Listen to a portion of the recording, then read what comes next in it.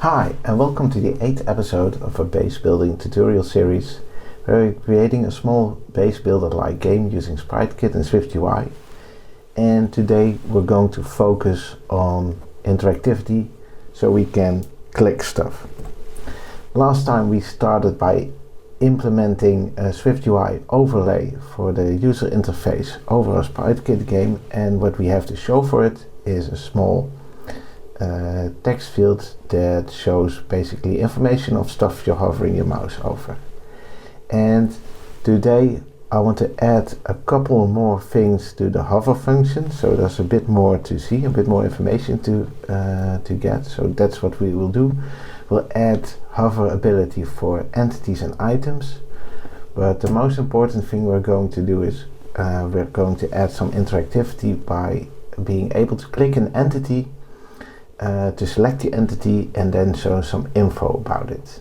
We'll use an entity view, that's a SwiftUI view that shows information about an entity, and we'll use the view model to add a selected entity property, and we'll add some code to the game scene to detect mouse presses. So this will be the start of our interactivity, so we get a bit of feedback reacting to events a user performs in the world. And also I would like to show which entity is highlighted, because if you have multiples it might be difficult to see which one is the one we're looking at or the one that is selected. So that's just a bit of polish we'll add to the entity sprite manager. So let's get started.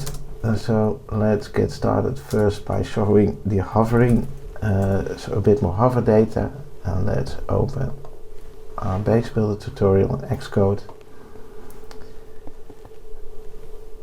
and let's go into our view model where we have the hover coordinate and hover tile, and let's just add a published variable for our hover entity, and this will be an optional of type entity, and a published variable for our hover items. So this will be the item stack you might be hovering over. And now we have this, what we can do in our GUI is we have here where we show the hover coordinates in the hover tile. Make 2 copies. Let's see if we have a hover entity, then we will look at the entity and show its name. And if we have an item stack,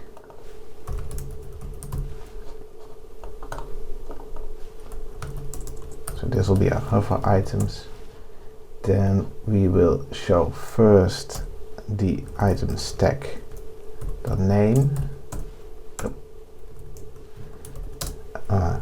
colon, and then the item stack dot amount, so we can see what is there in the world and how much there is, and these are called items dot name. Okay, cool.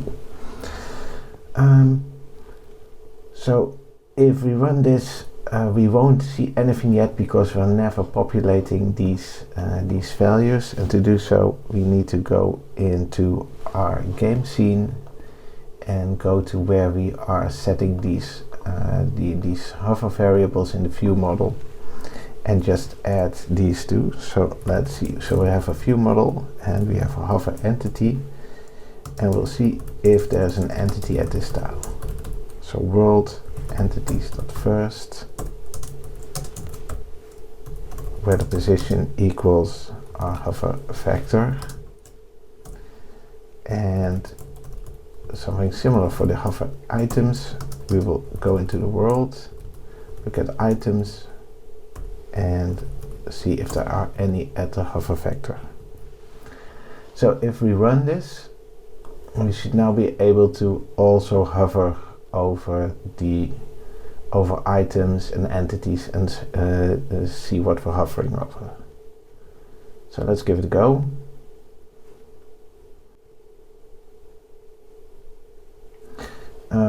Okay, so the game is running. We can still hover over a wall. We can hover over our entity. We can see its name worker showing up in the bottom, and we can hover over items showing how many there are still in this place. Let's see if the worker picks up a few, so we can see the wooden blocks number change.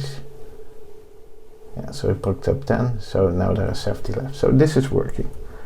So we met the first of our goals for today. So let's get to the actual topic for today, and that's being able to click something and show some information.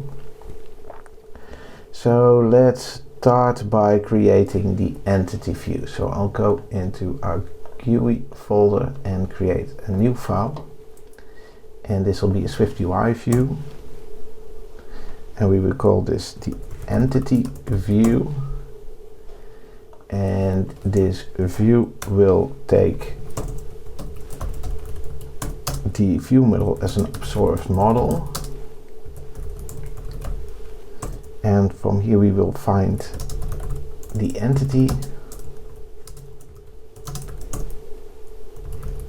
and this will be the view model selected. We didn't add a selected entity to the view model yet, so let's go back here for a bit. So let's create a published variable, selected entity, and this will be an optional entity. So we will set this value once we click something, and now we can go into our entity view and take our view model, find the selected entity. If it's a nil, we will give it the default value, and the advantage of doing this is that if I look at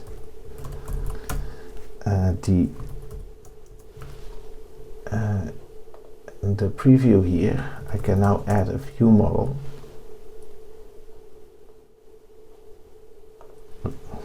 This can still have some hello world, just to show that this will work.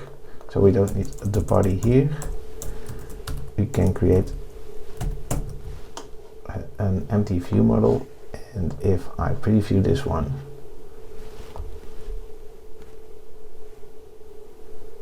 even if there is nothing, I can still at least preview the view, and it makes programming the view a bit easier. So let's get started on the actual view. We will set it up as a VStack, and it will start by the entity's name, and note that it's live updating on the canvas to the right. And what I want to have here is I want to have the job description, and I want to have the inventory, and let's give it a white as a foreground color, some padding, and a background. So we'll take some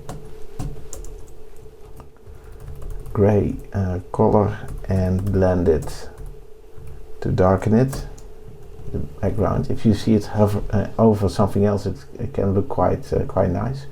So I want to have the job description here, so I'll create a computed property current job description. This will be a string, and this will take the entity jobs peak, so the topmost job, take its description, and if there is no job, we'll say it's idling. So now we can go put that one in here, and if we do, we also want the inventory. This will too be a string, and I'll start by creating a result variable, returning the result, and then we can put the inventory here as well. This now updates this view as well. Takes a bit of time. So we have a dummy, it's idling, and we have an empty inventory string. So let's see what we can add to the inventory string. So what we'll do is for each item stack in the entities inventory, we'll say the result is the item stack dot value, so the number the number of items, and the item stack dot key dot name, so the number we have of a specific type, and then add a new line. We can't see this yet because this entity doesn't have anything in the inventory, but this should be enough for entity view. So the next step is to add this into our GUI itself. So we have our GUI, and we have over the big vertical spacer, we will create an H tag, and we add a spacer. This moves our entity view to the right, and what we'll say is if the view model dot selected entity is not nil, so an entity selected, then we show the entity view for this view model. And the reason we're passing in a view model instead of directly an entity is because the view model is updated during every update, meaning that all the subsequent data is also updated every update. If we only pass in the selected entity, then the entity view will only update once a different entity has been shown. And this we can solve using adding more complexity, but it's really not necessary now. So we're going to for the simple solution first. So we have our GUI. This should still build and run.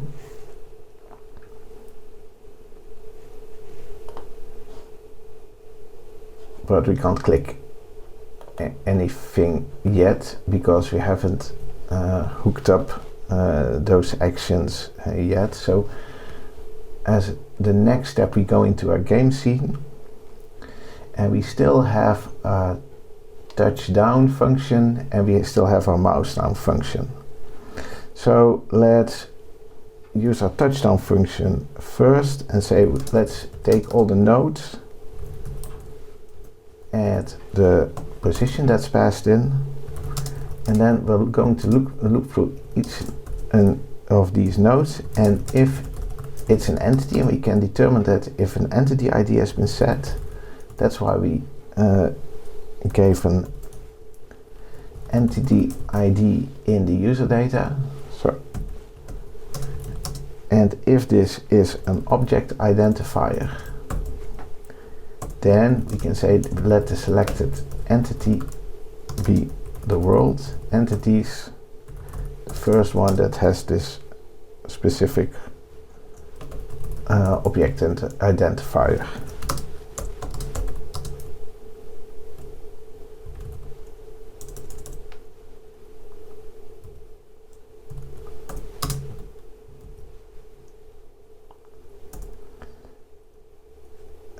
Let's see, so we have our selected entity now.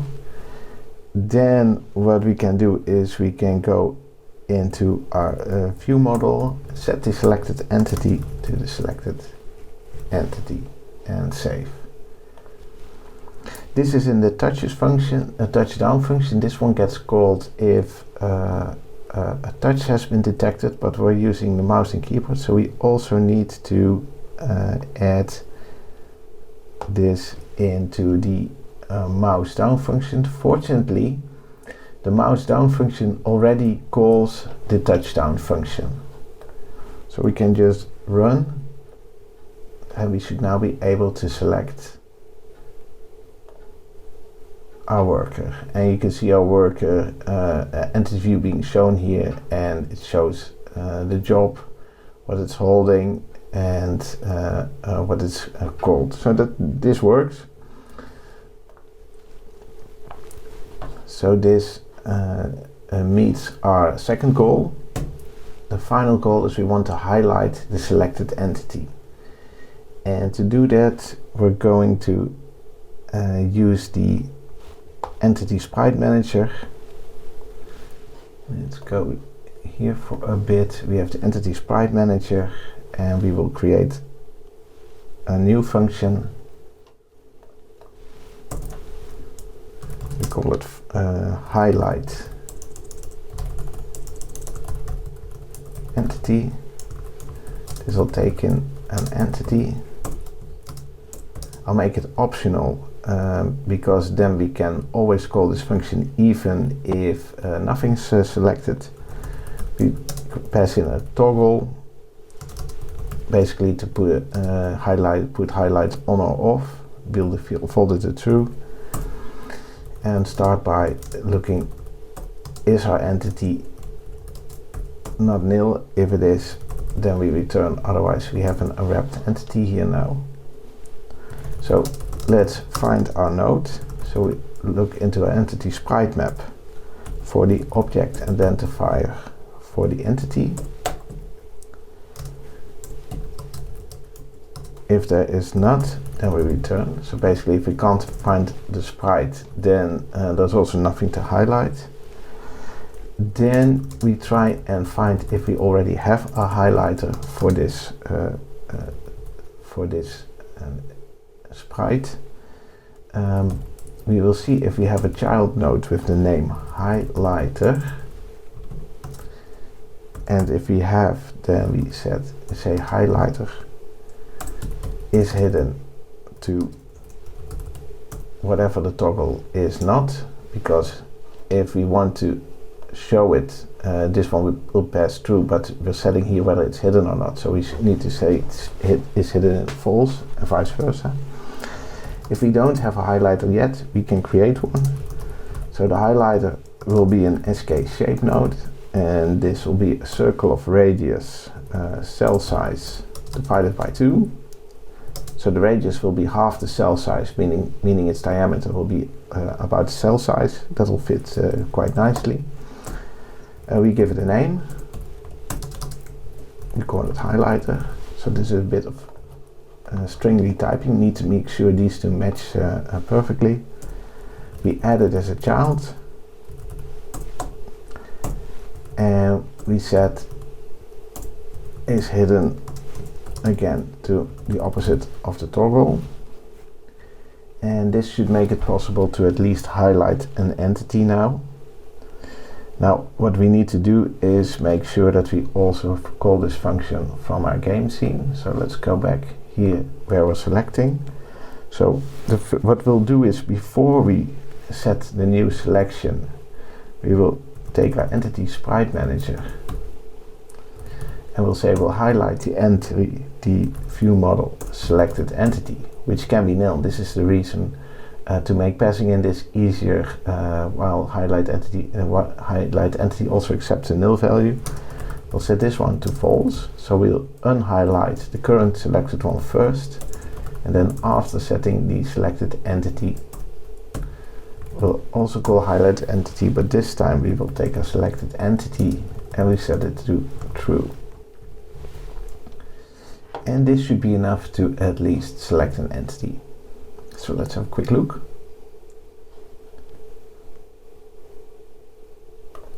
So we can select it and we can see a circle here. But we can't really unselect it and there's nothing else to select. So what I'll quickly do is make the world a tiny bit more interesting.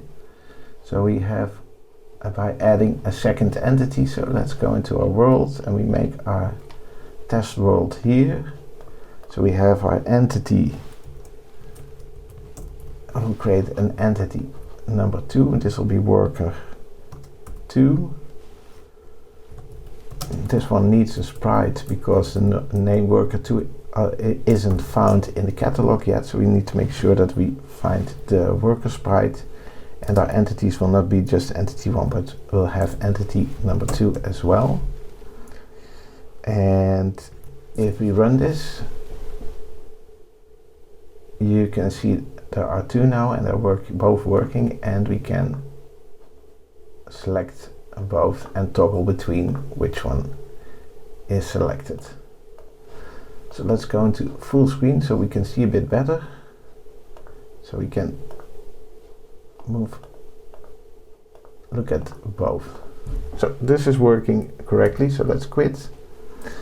Let's see, why are you complaining here? Oh, there was an old message, so it's gone now. Cool. Okay, so this met also our last goal for today. Next time, let's start working on actually changing our world, because for now we're only viewing our world. Even if we can click something, we're still just looking at what they're doing. Next time we want to make sure that when we click something or we drag something, that we can schedule new jobs and thus influence what the world is looking like. So thanks for watching and have a very good day. Bye.